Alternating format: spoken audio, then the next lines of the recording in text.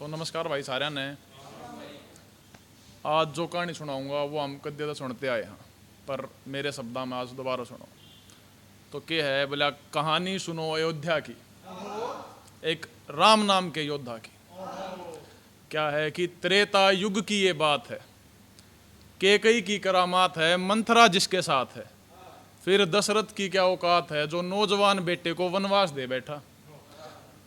कैकई ने बचाए प्राण जब वो परण के रूप में प्राण दे बैठा। पर ऐठा भरत भाई वियोग में, बोला तेरे संग लूंगा जोग में और रोग में भाई तेरे सारे हर लूंगा। और तू अब भी नहीं मानता तो 14 बरस खड़ाऊ रख के सिंहासन पे मैं ऐसे ही राज कर लूंगा।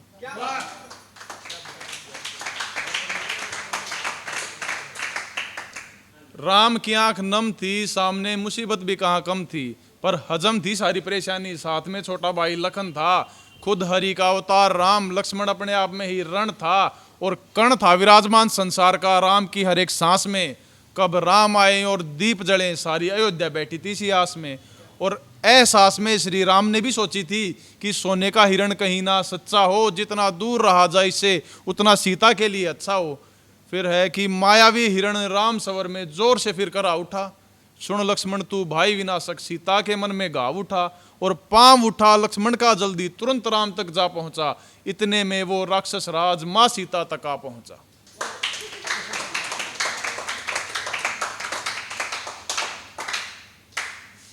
भिक्षक रूप में सीता हर के युद्ध की ध्वनि बजा डाली। नाक बहन का कटने ऊपर लंका की अर्थी सजा डाली। अक्षय मेघनाथ कुंभकर्ण जैसे रावण की सेना में वीर हुए।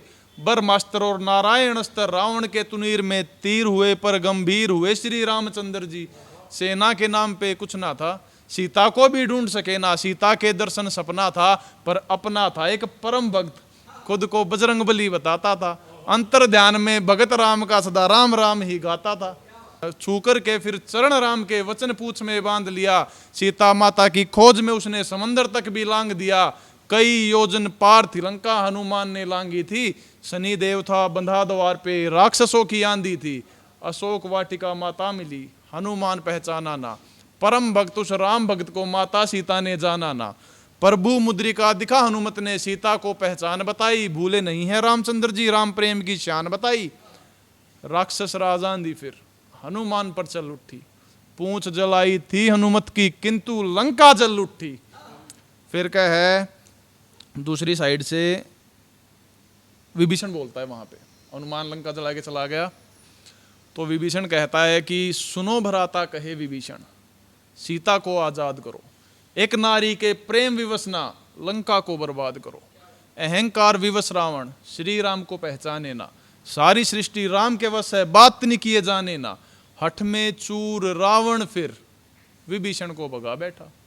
कुलनाशक बनकर विभीषण राम शिविर में जा बैठा और बता बैठा वो राज राज्य के प्रभु का हितकारी था। क्या करता फिर स्वयं विभीषण, भाई उसका अहंकारी था।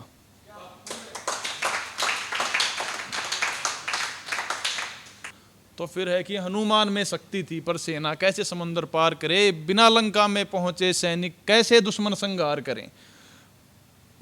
प्रभु ने प्रणय निवेदन किया, समंदर ने अकड़ दिखाई थी। शांत चित श्री राम में क्रोधाग्नि भड़काई थी। एक तीर से फिर राघव ने समंदर की अकड़ को छेद दिया। हाथ जोड़ के फिर समंदर ने श्री राम को भेद दिया। कहा कि नल नील से कहो पत्थर पानी पर तैरेगा। जो भी लेगा नाम राम का सीधा बैकुंठ को पालेगा। राम नाम लिखा शिला पर, शिला पानी पर तैर गई। प्रभु के बस नाम मात्र से समंदर की अकड़ भी हार गई। फिर युद्ध शुरू हो गया तो रावण आया लड़ने। तो क्या देखता है कि रामचंद्र के चेहरे में अलग ही एक प्रताप दिखा। चंद्रमासी शीतलता और सूर्य देव सा ताप दिखा, संताप दिखा। फिर राक्षसों में उन्हें प्रभु के भीतर काल दिखा। वो हाल दिखा जो खुद राक्षस स्वयं औरों का करते थे। एक तीर में श्री राघव के सैकड़ों राक्षस मरते थे। फिर रावण ने कुंभकर्ण को भेजा, कुंभकर्ण को उठाया। तो पहले थोड़ा सा कुंभकर्ण के बारे में कि आमजनों की खातिर कुंभकर्ण एक काल था। बुद्धि में भी तीक्ष्ण था, काया में बहुत विशाल था। निंद्रा भंग होते ही निंद्रदेव रावण शिविर में जा पहुंचे। कैसे शुरू हुआ महायुद्ध, रावण से कई सवाल थे पूछे। क्या कहता है कि हे भ्राता तुम महाज्ञानी, क्यों वासना का खेल ये खेल गए, इस वाकु वंश में राम जन्मेगा, क्या बात ये भी भूल गए, और झूल गए मानो फांसी का फंदा, भगवान की वधू को हर लाए, मुझे जगाने से पहले बताओ क्या उनका बाल भी बाका कर पाए।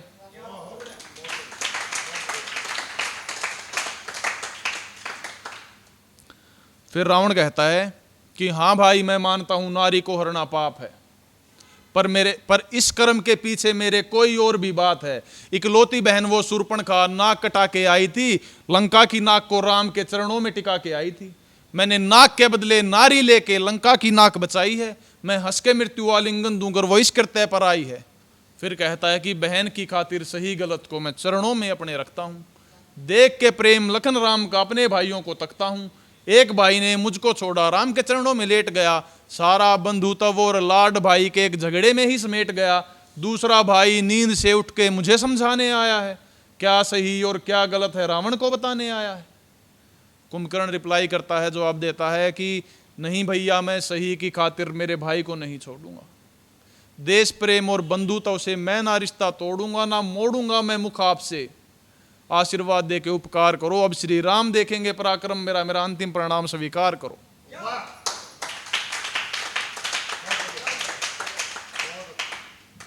उसके बाद कुंभकर्ण मारा गया तो रावण ने अपने सबसे प्रसिद्ध योद्धा मेघनाथ को भेजा। क्या कहता है कि युद्ध को आतुर राक्षस राज ने मेघनाथ को भेजा था, इंद्रजीत वो युद्ध का गया था, लक्ष्मण पे बाण एक छोड़ा था और तोड़ा था अभिमान सेना का, राम हृदय आघात किया, इंद्रजीत ने इंद्र को जीता ना, राघव को भी माफ किया, इंसाफ किया था, शूर्पणखा का बुआ की लाज बचाई थी, अपनी तरफ से लखन मारकर लंका में खबर पहुंचाई थी, मूर्छित होकर शेषनाग मृत्यु शैया पर लेटा था। शेषनाग लक्ष्मण जी है, किसी को नहीं पता हो तो, कि मूर्छित होकर शेषनाग मृत्यु शैया पर लेटा था। दशरथ के थे 4 पुत्र, पर राम साथ इकलौता था, और होता था वो साथ राम के हर मुश्किल परेशानी में, राघव का सब लुट गया था एक लक्ष्मण की हानि में, और वाणी में श्री रामचंद्र ने रुदन साफ झलकाया था, जगत पालक की आंखों में भी जल प्रवाह बह आया था। फिर है कि आंखों में समंदर लिए राम श्री हनुमान को कहते हैं, दुनिया को बेशक छान बगाओ ले आओ वैद्य जो रहते हैं, युद्ध से पहले हार जाऊंगा अगर लक्ष्मण को ना प्राण मिले, क्या फायदा है लखन को खोकर सीता से श्री राम मिले।